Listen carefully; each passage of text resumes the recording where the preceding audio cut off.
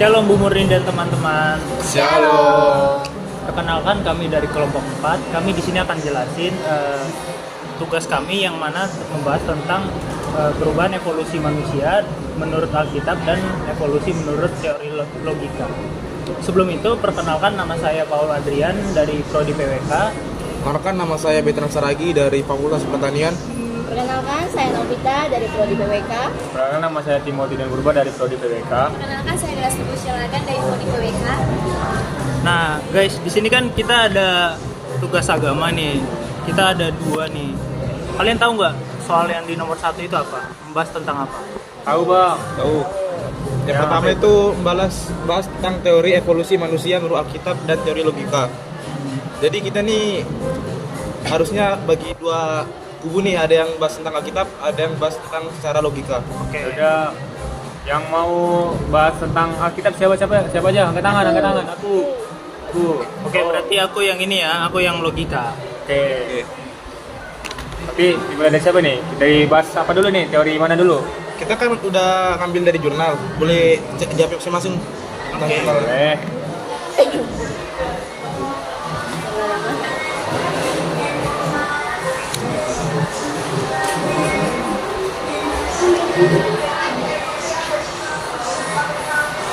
Mana? Pertama kedua tuh. Beda. Yang pertama itu Yang pertama, dari logika, yang pertama, yang kedua ini yang apa? yang teori evolusi.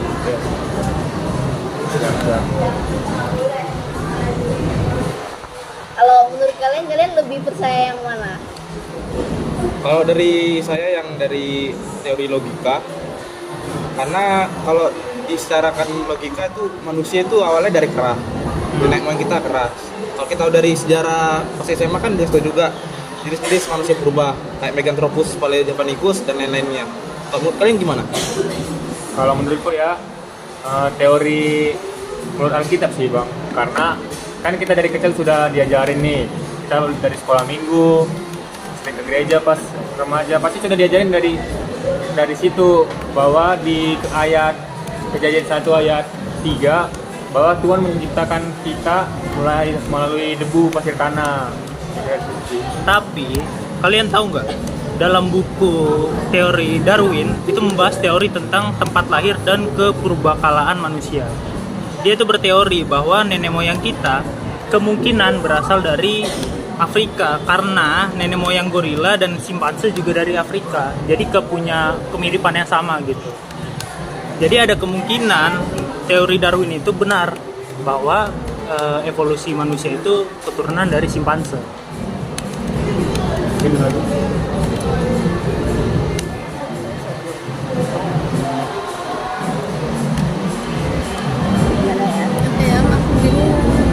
Berarti kalian nggak percaya ini kalau Tuhan ciptain kita tuh seturut dan serupa dengan gambarnya? Bukan nggak percaya, cuman berdasarkan teori sains kan begitu ya. Iya betul. Iya. Ada yang bilang, kalau coba deh kita bayangin dulu. Kera itu punya 5 jari, 5 kaki tangan, punya otak dan pemikiran yang kurang lebih sama dengan rangkap manusia seperti biasa. Artinya ya kurang lebih sama dong. Ya enggak? Ada juga teori yang membahas tentang kalau ada yang namanya survive, orang yang lebih lama survive itu bisa bertahan, sedangkan orang yang nggak bisa lama survive di lingkungan itu dia akan punah. Jadi kayak dia pergeseran gitu dari simpanse pelan berubah jadi ke arah manusia berubah. Tapi kalau menurut aku kan, manusia itu punya akal dan budi, dan itu dipemberikan oleh Tuhan. Itu perbedaan kita manusia dengan makhluk lain. Jadi kalau dari kera nggak punya akal dan budi. Ya balik lagi sih, coba deh kamu mikir, emangnya di manusia purba dulu pemikirannya sama dengan manusia modern sekarang? Tentu enggak dong. Ya. Sama kayak orang manusia di jutaan tahun lalunya. Belum tentu sama pemikiran zaman purba ribuan lalu dengan jutaan tahun lalunya. Pasti ada perbedaan pemikiran juga. Mungkin kamu mikir manusia punya akal dan budi, tapi kita nggak tahu di 10.000 tahun ke depan mungkin simpanse pelan-pelan berubah memiliki pola pikir yang lebih hebat. Kalian pernah dengar nggak bahwa kalau manusia kayak hewan-hewan kayak gorila, simpanse itu memiliki IQ tertinggi ya? Iya. daripada hewan lain. Bisa dibilang Dibanding- 11-12 sama manusia. Iya. Tapi kalau soal akal pikiran masih manusia. masih kalah. Ya tetap aja sih bang, kan di Alkitab nih dari Kejadian, Keluaran sampai Wahyu itu kan ada menceritakan tentang tokoh-tokoh di Alkitab. Itu Tuhan menciptakannya pasti dari akal dan budi, mulai dari Adam lah. Adam kan itu sudah langsung tuh mempunyai akal dan budi lah, kayak simpanse itu. Jadi nggak ada yang namanya ini perubahan dari waktu ke waktu. Iya. Nggak ada dari perubahan. Mulai Ini, dari segi fisik ataupun apa gitu. Jadi sudah memang dari awal kita tuh manusia seutuhnya, bukan dari kera. Iya. Kalau kalian memang percaya dari Alkitab, coba beri salah satu contohnya. Ada nggak? Ada. Ayo, ada, cari. Ayat Alkitab. Kita atau ayat deh ayat. Ada nggak ayat Iya. Alkitab yang membahas itu? Kami bukan nggak percaya sama Tuhan, cuma kita kan bahasnya tentang Ya kita pro berdasar kontra. sains aja. Oke, sebentar ya bang, dicari. Ada. Di Kejadian 2 ayat 7 isinya itu ketika itulah Tuhan Allah membentuk manusia itu dari debu tanah dan menghembuskan nafas hidup ke dalam hidungnya, demikianlah manusia itu menjadi makhluk yang hidup. Di Kejadian 1 ayat 26 juga ada. Manusia diciptakan langsung oleh Allah. Iya. Dan ayat 27-nya juga di situ disebutkan maka Allah menciptakan manusia itu menurut gambarnya, menurut gambar Allah yang diciptakannya mereka, laki-laki dan perempuan diciptakan mereka. Betul tuh bang, ayat Alkitabnya. Sudah dijelaskan di situ Tuhan menciptakan laki-laki dan perempuan. Nggak ada di situ kayak Tuhan menciptakan kera atau sejenisnya. Tapi kan kera dan sejenisnya juga ada yang laki-laki, ada yang Iya, perempuan. Mereka diciptakan juga sepasang kan? Berbeda lah bang. Tapi menurut Kan- Alkitab Tuhan menciptakan itu sebelum manusia diciptakan. Jadi itu Tuhan menciptakan hewan dulu. Tuhan sudah membagi. Tuhan menciptakan hewan dan pada hari ke-7 Tuhan menciptakan manusia.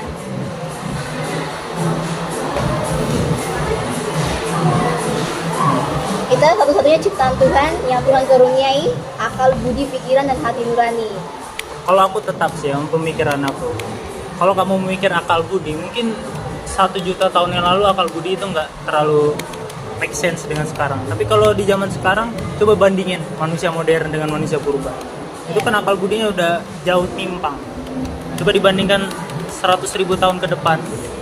Mungkin kamu berpikir kayak gini masih ada akal budi. Tapi kalau di ke depannya gimana?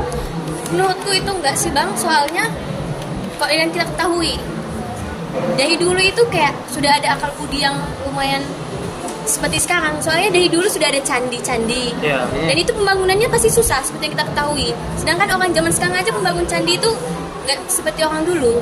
Kalau yang setahu aku ya, kalau bangun candi itu biasanya itu berhubungan dengan makhluk halus.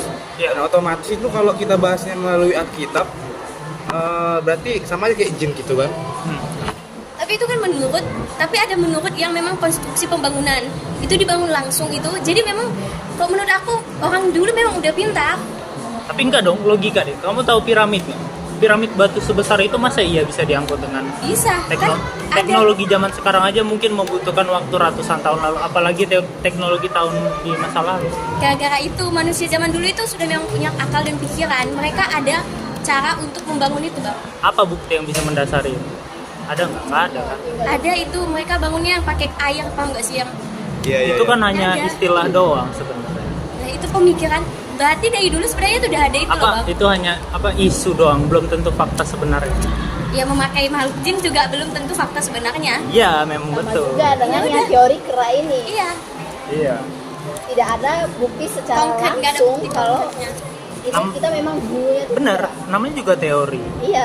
Gini deh. Aku tadi kan aku kirimi dari jurnal tuh ya di WA.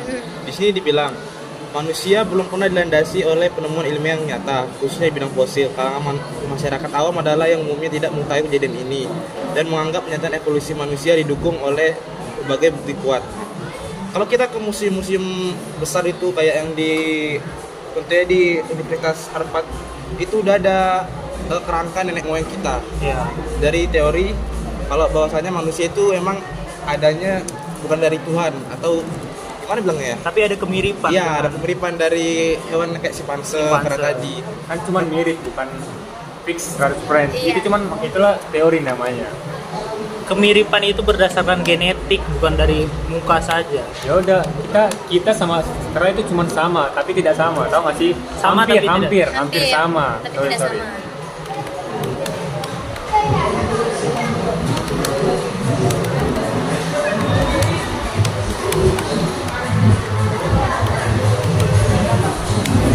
Saya baca dulu. Coba deh kita baca masing-masing dulu, baru kita beropini lagi. Ya udah, coba. Nanti ini di-cut aja. Saya kayak kayak Selanjut aja.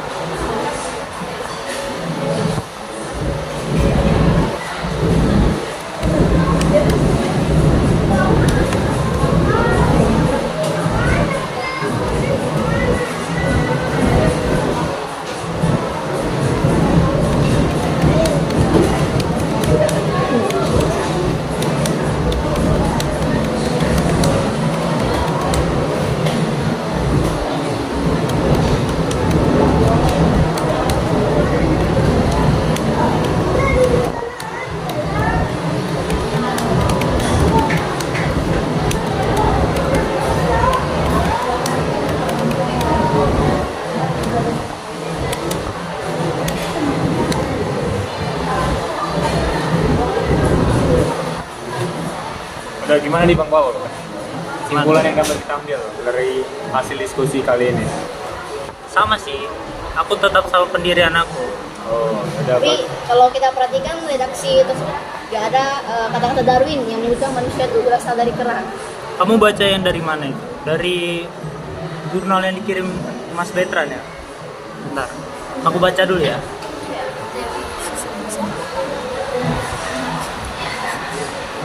Iya sih, di bait kedua itu dibilang, bila memperhatikan redaksi tersebut, tidak ada kata-kata Darwin yang menyebut bahwa manusia berasal dari kera.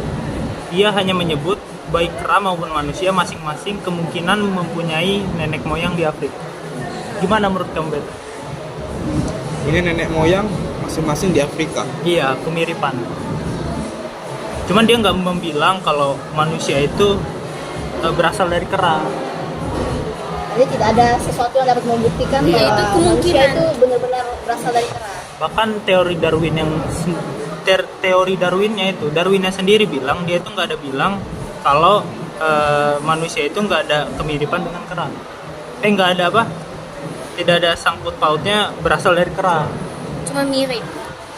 Cuma dia memiliki kemiripan yang ditemui di Afrika. Jadi kita bisa simpulkan kalau kera itu bukan dijadikan patokan manusia berasal dari kera, berarti cuma memiliki kemiripan aja gitu. Ya, betul. Berarti kita nggak bisa menentang teori Alkitab juga dong kalau gitu. Iya. Berarti kita harus jalan dengan teori agama dan teori logika. Iya. Karena pada dasarnya kalau kita bahas teori agama nggak bakal ada siap-siapnya. Iya. Kan cuma Tuhan yang tahu. Jadi kita udah percaya Tuhan, kita pasti percaya sama kata-kata Tuhan kalau kita tuh harus mempercayai sesuatu yang tidak kita lihat. Iya. Sama kayak kita percaya Tuhan, kita nggak ada Tuhan tapi kita bisa Percaya. percaya sama Tuhan. Namanya juga kita orang beragama, Iya. punya pendirian agama. Sendiri ya. Jadi kita harus saling hargailah teori yang awalnya dari manusia sama teori yang ada dalam kitab. Cuma menghargai, bukan dipercaya. Iya. Oke, kita masuk ke soal nomor 2 nih Bang. Apa itu soalnya? Nomor 2 apa? Tolong Bentar, baca. biar ku baca. Oke. Sudahkah saudara diselamatkan? Menurut saudara, apa yang perlu dilakukan setelah diselamatkan? Mempertahankan atau mengajarkannya? Nah, menurut Abang Paul nih, gimana? Jawab dulu, sudahkah Abang Paul diselamatkan? Iya, sudahkah diselamatkan oleh Tuhan? Sebentar ya, aku baca dulu. Oke. Sudahkah saudara diselamatkan? Diselamatkan. Sudah sih. Mungkin dari berbagai pengalaman aku sebelumnya. Dulu tuh aku pernah jatuh sakit. tahun 2022 aku itu didiagnosis penyakit namanya, kalau tahu aku lupa namanya. Pokoknya itu kayak pembesar, kelenjar tiroid. Kelenjar tiroid itu yang dimana di sekujur leher itu muncul ada yang namanya gondok gitulah, benjolan. Nah, yang mana awalnya itu masih tumor jinak, lama-lama makin besar gara-gara dibiarin. Dan itu membutuhkan waktu kurang lebih, aku nggak sadar itu 1 tahunan. Leher itu jadi kurang nyaman begini. Terus puji Tuhan ada waktu untuk yang tepat, aku ambil tindakan operasi dan akhirnya berhasil diangkat. Itu jadi suatu hal yang aku ngerasa aku diselamatin, aku bersyukur atas kejadian itu. Gitu sih. Bukan hanya Bang Paul aja yang diselamatkan, kita juga ada selamat terbukti dari apa? Tuhan Yesus rela mati di kayu salib kan untuk kita juga. Iya. Dengan cara itu Tuhan sudah menyelamatkan kita. Terus yang untuk yang kedua, menurut saudara apakah yang perlu dilakukan setelah diselamatkan? Kalau dari kami dua, ya dengan cara kita mempertahankan. Caranya gimana? Ya mengucap syukur dengan Tuhan setiap pagi, berdoa, jangan melulu, bersyukur, berbagi. Itu sih menurut kami. Kalau menurut kalian gimana? Kalau menurut aku ya kita tidak hanya perlu mempertahankan aja, tapi kita juga harus melakukan sesuai dengan kehendaknya. Jadi tidak perlu, kalau cuma mempertahankan aja kita tidak akan bertumbuh. Ya, kita akan stuck di situ aja. Jadi kita perlu juga mengerjakan sesuatu untuk Mulia nama Tuhan. Ya. Sama sih, karena Tuhan sudah mati di kayu salib, mungkin itu salah satu cara Tuhan untuk menyelamatkan kita dari dosa-dosa pada saat itu. Jadi kita harus mengejarkannya apa yang Tuhan ciptakan. Menurut aku juga begitu. Terus kita juga perlu itu menjangkau jiwa-jiwa, meskipun itu yang paling sulit mungkin dilakukan, menjangkau jiwa-jiwa. Tapi kita harus melakukan itu karena itu salah satu cara kita untuk bertumbuh. Iya, benar.